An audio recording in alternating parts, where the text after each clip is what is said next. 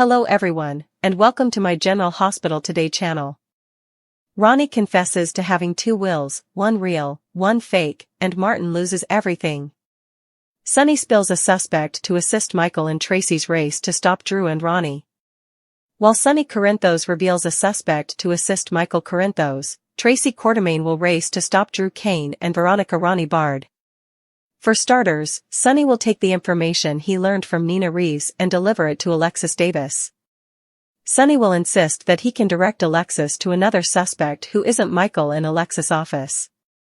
Of course, Sonny will be talking about Portia Robinson and will hope Alexis is willing to throw her under the bus instead of his son. However, Alexis may think Michael is a more believable suspect to offer up to the jury, especially since Willow Tate is claiming that he framed her. In the meantime, Jen Sidwell will attempt to negotiate with Laura Collins and will insist that everyone, including her, has a price. Sidwell might ultimately be kicked out of Laura's office if she disagrees. Curtis Ashford will insist to Jordan Ashford that he only wants her while he is there. Regardless of what happens with Portia's baby, Curtis will make his feelings for Jordan known, and that could lead to passion erupting between them. According to other GH spoilers, now that she has discovered Britt Westbourne with Professor Henry Hank Dalton, Emma Scorpio Drake will question her. It goes without saying that Emma won't learn anything significant, but once she realizes that Britt is connected to what Dalton is working on, she will be even more motivated to eliminate him. Stay tuned for updates on the specifics of Emma and Giovanni Gio Palmieri's strategy session, which will take place shortly. Ronnie will be pressured to sign the papers over with Drew, and he will make sure she forgets all about the Quartermain drama for good. Nevertheless, Tracy's impending arrival may be the reason Drew is about to feel a little shaken up. Tracy just found Monica Quartermain's real will, so she'll race to the Quartermain mansion to expose the changes. Get ready, Ronnie. In the preview video for Monday, Tracy declares, "I'm coming for you." Drew may also be accused of fraud if Tracy believes Ronnie has been in shady dealings with him. Ronnie will face allegations of fraud. We'll see if Martin Gray tries to blame Drew or is exposed by Ronnie, as he may not be immediately suspect. As the Quartermain mansion is returned to its rightful owner, Tracy says these 8 words.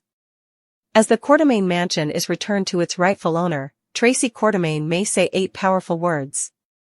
After Monica Quartermain's reel will sets the record straight, Tracy is sure to get a dramatic moment that gives Jane Elliott a chance to shine once again. Fans of GH know that Martin Gray and Veronica Ronnie Bard worked together on this plan to change Monica's will, which Martin changed. Martin gave the impression that Monica left the house to Ronnie, while Tracy only received a jar of pickled relish from Lila Quartermain. None of this has ever added up to Tracy, so she's going to feel vindicated following the true will's exposure. It's sure to prove that Monica wouldn't have been that cruel and that she actually valued her relationship with Tracy a great deal. The Quartermain mansion was left to the cherished sister of my heart at Monica's will reading. Since Ronnie is a blood relative of Monica, the phrase of my heart was not required. We are aware that Martin changed the will to give Ronnie the house, so it sounds like it was just a name change. Tracy was probably Monica's beloved sister and the character who was supposed to receive the mansion until Martin intervened. That's why it's going to be incredibly satisfying when Tracy is revealed as the person Monica bequeathed the Q-Mance to. Tracy will have the opportunity to utter those 8 profound phrases we mentioned. It's my house, Monica gave it to me. That'll be a great way to change up the familiar line about it being Monica's house and Alan Quartermain giving it to her. Once Tracy is in charge of the mansion and property, everything will be in order in the Q world because she can finally assume her role as Quartermain matriarch. The walls are closing in fast for several Port Charles power players as deception, desperation, and betrayal intertwine in one of the most shocking turns yet. The Quartermain legacy hangs in the balance, and Ronnie Bard's long-buried secret is about to change everything. Just when it seems Drew Kane is ready to move on from the chaos surrounding ELQ and the family's fractured inheritance, Tracy Quartermain uncovers the truth that will blow the lid off an elaborate scheme, and no one will walk away unscathed. Meanwhile, Sonny Corinthos takes a risky gamble to protect his son, Michael Corinthos, even if it means throwing another innocent person under the bus. It all begins when Sonny pays a tense visit to Alexis Davis, determined to steer suspicion away from Michael. He brings with him explosive information he recently learned from Mina Reeves, intel that could alter the course of the trial entirely. Sonny insists that Alexis needs to consider another suspect, someone more plausible in the eyes of the jury. His choice? Portia Robinson. Sonny hopes Alexis will see that shifting focus onto Portia could save Michael's reputation and potentially dismantle the mounting case against him. Alexis, however, is no fool. While she listens carefully to Sonny's pitch, she knows this isn't about justice, it's about loyalty and blood. She challenges Sonny's motives, suggesting that the jury may find Michael's involvement far more believable, especially with Willow Tate's recent claim that he framed her. This moral tug-of-war between truth and family protection sets the stage for chaos in court, but the real bombshell explodes elsewhere, inside the Quartermaine mansion, where deceit runs thicker than blood. Meanwhile, Jen Sidwell makes a bold move of her own by confronting Laura Collins, trying to negotiate a deal that could tilt the balance of power in her favor. Jen believes everyone has a price, including the usually unshakable mayor of Port Charles. But Laura's integrity can't be bought. With a stern warning and unflinching poise, she shows Jen the door, reminding her that not everyone in Port Charles plays dirty. Still, Jen's attempt at manipulation plants seeds of tension that may sprout later in ways no one expects. Across town, love and loyalty are also being tested in Curtis Ashford's complicated personal life. Curtis finally admits to Jordan Ashford that she's the one he truly wants, even as questions swirl around Portia's baby. His confession sends sparks flying, and passion threatens to ignite between Curtis and Jordan once again. But will their rekindled connection withstand the storms brewing around them, or will guilt and family ties tear them apart once more? Elsewhere, Emma Scorpio Drake finds herself entangled in a dangerous mystery involving Britt Westbourne and the enigmatic Professor Henry Hank Dalton. When Emma confronts Britt about her connection to Dalton, she senses that Britt is hiding something big, something that could endanger them all. Though Emma doesn't uncover the full truth yet, her suspicions grow stronger, pushing her and Giovanni Gio Palmieri into another high-stakes strategy session. Together, they vow to take Dalton down before his shadowy project causes more harm. But back at the Quartermaine estate, the drama that will shake Port Charles to its core begins to unfold. Drew, eager to put the endless family bickering behind him, pressures Veronica Ronnie Bard to sign off on the estate papers and close this chapter for good. Ronnie, visibly uneasy, tries to maintain her composure as Drew insists that it's time to settle things once and for all. What Drew doesn't know is that Ronnie's secret, the existence of two wills, has just been discovered by the one person he least wants involved, Tracy Quartermaine. In a heart-stopping revelation, Tracy uncovers Monica Quartermaine's real will, hidden away, authentic, and entirely different from the document Ronnie presented earlier. The truth hits Tracy like a thunderclap. Ronnie fabricated a second, fake will to manipulate the Quartermaine estate and funnel power into her own hands, with the help, or perhaps the unwitting participation, of Drew Kane. Tracy's fury is volcanic. Without wasting a moment, she storms out, determined to stop Drew and Ronnie before they can finalize anything. "Buckle up, Ronnie. I'm coming for you," she declares, her voice echoing with righteous anger and decades of Quartermaine pride. As Tracy races to expose the fraud, Ronnie's world begins to crumble. The pressure becomes unbearable, and cornered by guilt and fear, she finally cracks, confessing that she indeed created two wills, one genuine and one forged. The real will reflects Monica's true intentions for the Quartermaine fortune, while the fake one diverts assets and control into Ronnie's hands, cleverly disguised through legal loopholes and manipulative signatures. Ronnie's confession sets off an explosive chain reaction. Martin Gray, who had been serving as the estate's legal counsel, suddenly finds himself under fire. Though Ronnie initially tries to shoulder the blame alone, her words implicate Martin in the scheme, suggesting he knew about the forgery or at least benefited from it. As Tracy digs deeper, evidence begins to surface that Martin may have played a more active role than he's willing to admit. In a shocking twist, Martin's financial records reveal irregular transactions tied to Ronnie's accounts, suggesting that he may have helped her draft or authenticate the fake will. When confronted, Martin scrambles to protect himself, attempting to frame the ordeal as Drew's doing. But the more he speaks, the guiltier he sounds. Ronnie, perhaps seeking redemption or simply desperate to save herself, throws Martin completely under the bus, declaring that he orchestrated the legal cover-up and that she only went along out of fear. With that confession, Martin's world collapses. His career, his reputation, and every ounce of credibility he's built vanish overnight. The law comes down hard, and Martin loses everything: his practice, his wealth, and his standing in Port Charles. As for Drew, he's left reeling. Though his involvement remains ambiguous, Tracy refuses to believe he was merely a pawn. She accuses him of betraying the Quartermaine family's trust and manipulating Monica's memory for personal gain. Drew, furious and defensive, insists he had no idea Ronnie was forging documents, but his protests may fall on deaf ears as the investigation widens.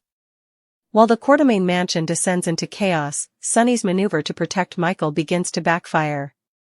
Alexis, unwilling to frame an innocent woman, decides not to use Sonny's Portia angle. Instead, she focuses on facts, even if that means keeping Michael under scrutiny. Sonny, realizing his plan may have made things worse, grows increasingly desperate. Nina warns him that his attempts to control the narrative could destroy more lives, including Michael's. Back in the legal arena, Alexis's moral stand could be the only thing preventing a complete miscarriage of justice. But it also paints a target on her back, especially as Sonny's enemies begin to circle. Meanwhile, Tracy's discovery not only exposes Ronnie and Martin but also restores Monica's legacy in a way that redefines the Quartermaine hierarchy. The Authentic will reinstates rightful heirs, reshuffles corporate control, and potentially returns power to those Ronnie sought to silence. It's a moment of bittersweet victory for Tracy. She's avenged her family's honor, but at great cost. The fallout leaves relationships shattered and long-standing alliances torn apart.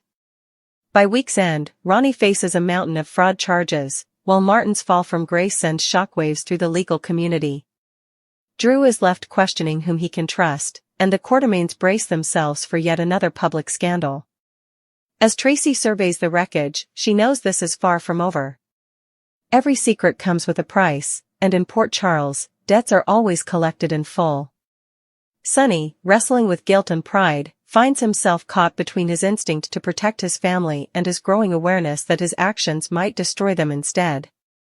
As he sits alone, the weight of his choices heavy on his shoulders, one thing becomes painfully clear: in this town, truth and loyalty rarely walk hand in hand.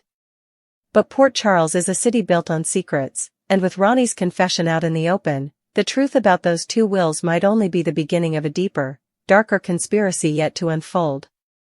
Tracy's race may have stopped Ronnie for now, but as new alliances form and old enemies plot revenge, it's clear that the Quartermaine saga is far from finished. The aftermath of Ronnie Bard's shocking confession sent tremors throughout Port Charles, shaking not just the Quartermaine estate but the very foundation of many residents' lives. With the revelation that there were two wills, one real, one fake, everyone had to reconsider everything they thought they knew. The city that thrives on secrecy and power struggles suddenly found itself in a state of chaos, and those at the center of the storm were scrambling to maintain control. Tracy Quartermaine, fueled by righteous indignation, had taken the reins of the situation. Her first move was to confront Ronnie directly at the Quartermaine mansion, her presence a storm of determination. "You've underestimated me for the last time, Ronnie," Tracy seethed. "The lies end here." Her eyes blazed with a mix of anger and sorrow. Years of watching her family manipulated and deceived had hardened her, and now, she was determined to ensure justice was served, not only for Monica's memory but for the entire Quartermaine legacy. Ronnie, cornered and visibly shaken, tried to maintain her composure, but cracks in her veneer were undeniable. The weight of confessing to two wills, fabricating one entirely, and the exposure of Martin Gray's involvement made her appear both guilty and desperate. Drew Kane, standing nearby, looked torn between loyalty and disbelief. His relationship with Ronnie had always been complicated, a mix of trust and caution, but this was a betrayal even he hadn't anticipated. He had encouraged her to put the Quartermaine drama behind her, never imagining she was holding on to such a dangerous secret. Meanwhile, Martin Gray's downfall accelerated faster than anyone could have predicted. Once a respected legal counsel and trusted member of Port Charles society, Martin now faced scrutiny from law enforcement, colleagues, and the public. Every document, every signature, and every past transaction was being examined with meticulous care. The revelation that he may have knowingly facilitated Ronnie's fraud made him appear complicit at best and criminally negligent at worst. Friends and allies began to distance themselves, fearful of association with the scandal. The sense of isolation and betrayal Martin felt was mirrored only by the fear of losing everything he had worked so hard to build. As the legal storm brewed, Sonny Corinthos remained a pivotal player. His initial attempt to shield Michael Corinthos by pointing suspicion toward Portia Robinson had proven to be only a temporary diversion. Alexis Davis, always shrewd and morally conscious, had decided that framing an innocent person would be a betrayal of justice itself. This decision left Sonny in a precarious position, forcing him to reconsider his strategy and confront the reality that protecting family sometimes comes at the cost of exposing inconvenient truths. Sonny's internal struggle was palpable. He was a man used to controlling outcomes, yet this situation was spiraling beyond his influence. Every action he took carried consequences, and he knew that miscalculating could irreparably damage the Corinthos family's fragile stability. Meanwhile, Tracy's discovery of Monica's real will shifted the power dynamics within the Quartermaine family. The real will was meticulous in its instructions, detailing specific allocations of wealth, corporate shares, and personal bequests that contrasted starkly with the fake will Ronnie had crafted. Monica's intentions reflected fairness, legacy, and foresight, ensuring that family members received what they deserved and that the corporate empire of ELQ remained in capable hands. The exposure of the fake will not only reinstated rightful heirs but also served as a public revelation of Ronnie's deceit, leaving her vulnerable to legal and social consequences alike. The revelation prompted an immediate scramble among family members. Drew Kane, though shaken, tried to navigate the fallout carefully. His loyalty to Ronnie conflicted with the undeniable facts now laid bare before him. Could he defend her? Should he even try? Every choice carried risk, both personal and professional. Drew's protective instincts clashed with his moral compass, creating a tension that left him visibly strained and uncertain. Tracy, on the other hand, was resolute in her pursuit of justice. She knew that Monica's legacy could not be compromised and that exposing the truth was paramount, even if it meant alienating some members of her own family. Outside the confines of the mansion, Port Charles buzzed with speculation and intrigue. News of Ronnie's confession, Martin's potential complicity, and the legal battles at hand spread like wildfire. Residents speculated on the implications for the Corinthos family, the Quartermaines, and the city's broader social and financial landscape. Rumors swirled about potential alliances forming and old grudges resurfacing, all fueled by the tension of who would emerge victorious in this high-stakes drama. Meanwhile, Sonny's efforts to protect Michael continued to be tested. The stakes were higher than ever, as Alexis' decision to pursue justice over loyalty left him vulnerable. Sonny realized that in trying to shield his son, he had inadvertently exposed himself to scrutiny and potential backlash. Every move he made to manipulate outcomes had to be weighed against the possibility of further complications. In his heart, Sonny knew that truth and loyalty in Port Charles were rarely compatible, and balancing the two was an ongoing, exhausting challenge. Curtis Ashford's personal life also added another layer of complexity to the city's turmoil. His confession to Jordan Ashford that she was the one he truly wanted, coupled with questions surrounding Portia's baby, created emotional tension that threatened to spill over into his professional and personal life. As he navigated his feelings for Jordan, Curtis also had to contend with the ethical implications of his involvement in Portia's situation. Passion and duty clashed, creating a volatile mix of emotion and responsibility that could impact both his romantic relationship and his standing in the community. Emma Scorpio Drake's investigation into Britt Westbourne and Professor Henry Hank Dalton further intensified the city's atmosphere of intrigue. Emma's suspicions regarding Britt's involvement with Dalton and the larger conspiracy surrounding his work pushed her and Giovanni Gio Palmieri into more covert operations. Strategy sessions became increasingly tense, with each step requiring careful calculation and foresight. The realization that Britt was connected to Dalton's schemes only heightened the urgency of their plans, forcing them to confront moral and legal dilemmas that tested their resolve and ingenuity. As the legal battle surrounding the Quartermaine estate unfolded, tension mounted in the courtroom. Tracy's revelation of the Real will serve as a turning point, shifting the narrative and forcing previously complacent parties to reassess their positions. Witnesses were called, documents scrutinized, and testimonies dissected, creating an atmosphere of intensity and unpredictability. Every revelation had the potential to alter outcomes, and every word spoken could tip the balance of justice. The psychological toll on Ronnie was immense. Facing potential criminal charges for fraud, deception, and conspiracy, she wrestled with guilt, fear, and the realization that her carefully constructed web of lies had unraveled.